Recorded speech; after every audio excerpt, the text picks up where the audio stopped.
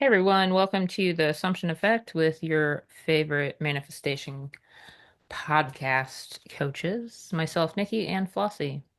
Today we're going to talk about spirituality, religion, and basically any belief system or culture that has maybe conflicted with your manifestation or is in line with your manifestation, but we kind of want to just graze on the topic and dive into it to kind of explain. I think a lot of the times I get coaching calls where somebody's like Hindu or Muslim or Christian, and they feel like manifesting is going against their belief system. Yeah, and but at the end of the day, you can have your belief system end up. A lot of times people go on some sort of journey in life, and that leads them to law of assumption. They might have found law of attraction first and then law of assumption. And, you know, a lot of people have some sort of spiritual or religious or cultural background, and they might think initially that some of it conflicts because they're saying, like I am God or I am the God, or they're seeing themselves as an operant power when, perhaps their religion or spirituality beliefs dictate to them that, that there is a God and that they are beneath that.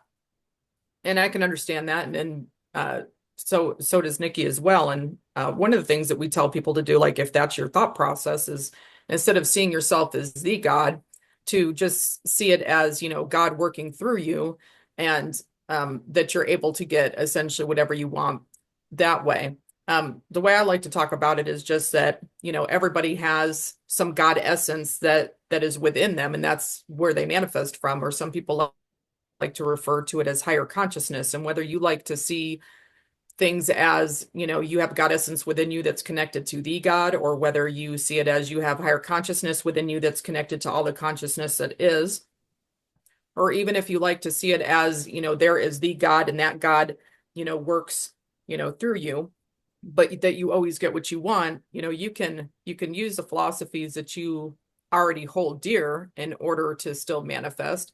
Just as, sometimes part of the growth is looking at some of the philosophies that maybe you've held on to or been taught since you were younger as, maybe not fully accurate, and challenge yourself to be like, do I see this as something that resonates more true for me? And so I've had a lot of clients that have had different spiritual and religious upbringings say that, when as they started to grow in their spiritual journey, they just found that they didn't find the absolute dogma that was taught to be 100% true to them anymore, but that they were able to take the teachings and their belief systems and kind of like combine them into something that made more sense to them.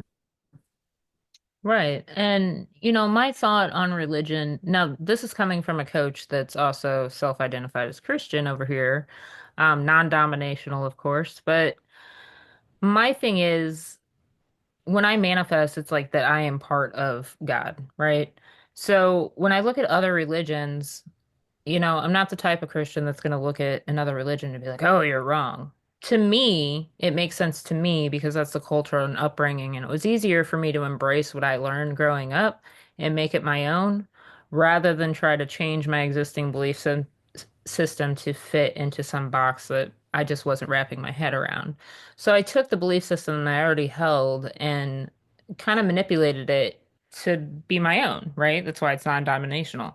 So if somebody that comes to me that's Jewish or that is Muslim or Hindu or Buddhist, whatever, at the end of the day, it's a culture-based thing.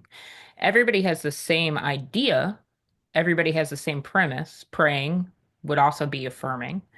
Um, a lot of religions tell you to pray in present tense because your faith is so strong that you believe it's already happened, that your faith is there. That's still manifesting. It's just a different culture and a different outlook on it. Now, if you put a bunch of different religions in a room, now this is just me talking, okay? You don't have to resonate with it, but you put 20 people with different backgrounds and religions in one room, they all believe in a higher power at the end of the day.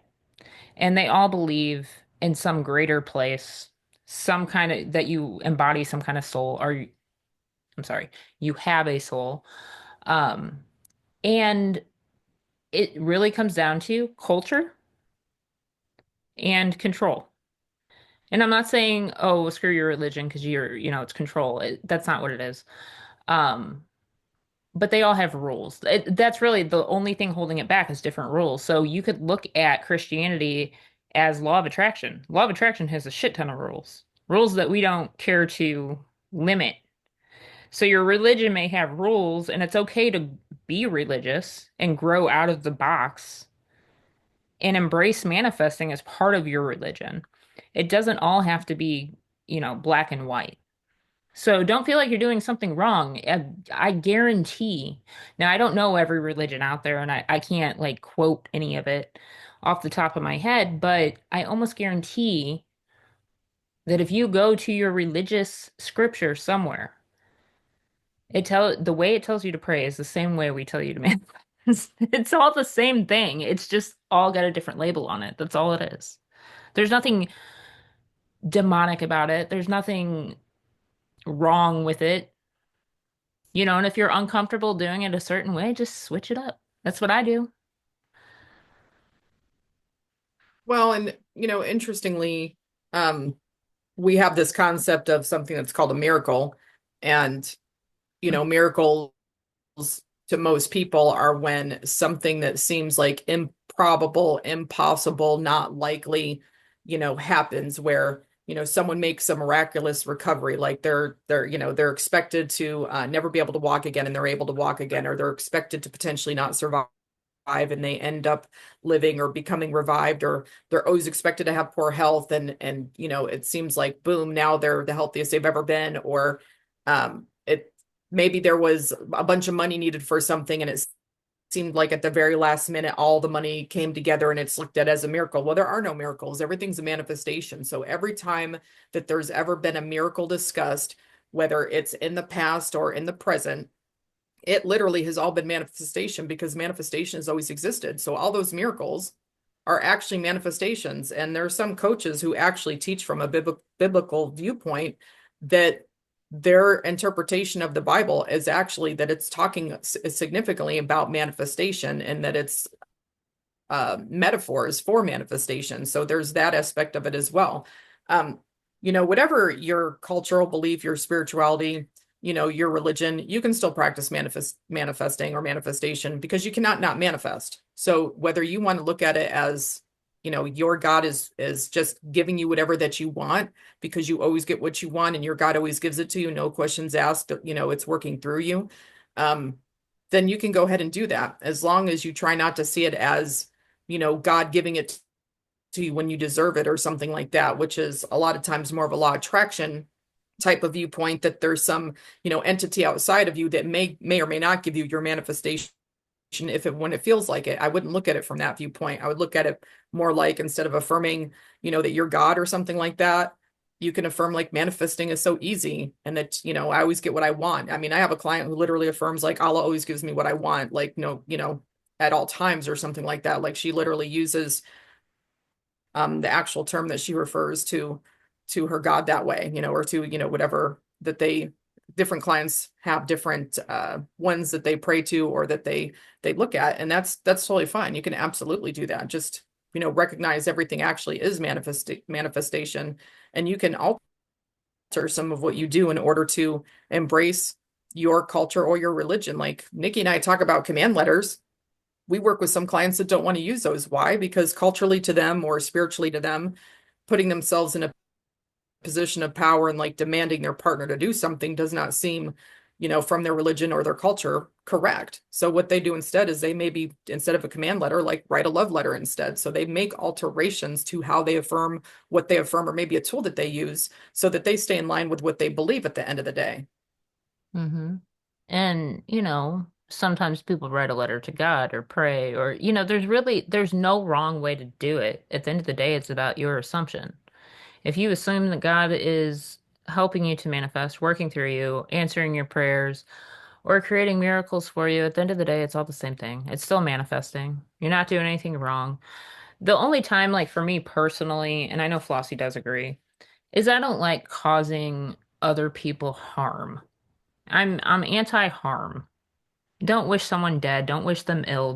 I don't care how bad of a relationship or encounter you've had with somebody. At the end of the day, I feel like that's really just a core principle that people should have. Of course, it's your reality. Do what the hell you want, but not my cup of tea. Not Flossie's cup of tea. She's not going to help you do that either. I think, and it has nothing to do with religion. I'm just throwing that out there. I think that's just a principle that we have, right? I mean, I don't know what you'd call it. Right, but you can use those principles though, like in your manifestation journey. So like if you believe that you should love thy neighbor and treat everyone how you want to be treated and all these different things that maybe your spirituality or your religion is guiding your moral compass, that is totally okay. My son's about to walk in the door All good. and he's trying to unlock the door when I left it unlocked for him. Manifested open, man. But what you can use those things that you already have in your moral compass as what's going to guide you in your journey. Affirm for people in positive ways, wish people well, even if you don't want someone in your 3D reality. I mean, you can gently affirm them away and that they are living their best life, doing what they want to do, period. Like you can use some of the beliefs that you already have in your favor. And a lot of times people who are on their spiritual journey and have a religious practice, they believe in prayer, they believe in miracles, they believe that their God bestows blessings to those people who are good to others. And so she's excited, use those assumptions in your favor Hmm. while you're manifesting. Nikki often talks about using assumptions that you already have that work in your favor. You can use a lot of your tenets that you already subscribe to in your favor in order to manifest and manifest faster, actually. To me, it's working smart, not hard. You already have a dominant belief about something, utilize it. Why try to change your whole core personality just to manifest? Like, I've always had an assumption that, if I'm good to people, people are good back to me. If I do nice things happen to me. That's just how I grew up.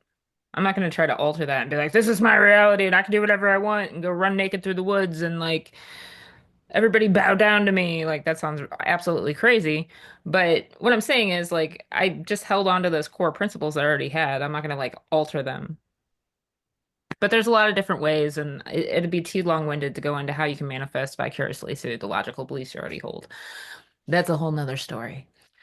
But Um, I do want to point out real quick though, before we end or before the next point is made, if there's someone in your reality that you're manifesting, like a specific person, and your religions or spiritual beliefs don't line up, guess what? Everything's an assumption. So whatever you assume about your specific person or someone in your reality is going to be true. And so many people do manifest different versions of their specific person or someone in their life that has beliefs that align along with theirs. And I don't personally see that as anything wrong with that. You're just creating a version of a person who has the same belief system that you do. So for all the people out there that are concerned because maybe they're Hindu or Muslim and their partner isn't, or what have you, you can just manifest that you follow, they follow the same thing that you do. mhm. And whether it is that they end up converting or you shift to a reality where they've always had the same spiritual practice, that's what would manifest. Just putting that out there because a lot of people wonder about that. I agree. I agree. Um, so that being said, guys, I don't want to go in and get too long-winded on this. Do what you want, believe what you want. You're not doing anything wrong. At the end of the day, all the religions are the same, with just a different culture or rules or doctrine, whatever. Manifestation fits into all walks of life. You're not doing anything wrong. We'll see you guys Nope. on the next podcast. Bye. Bye.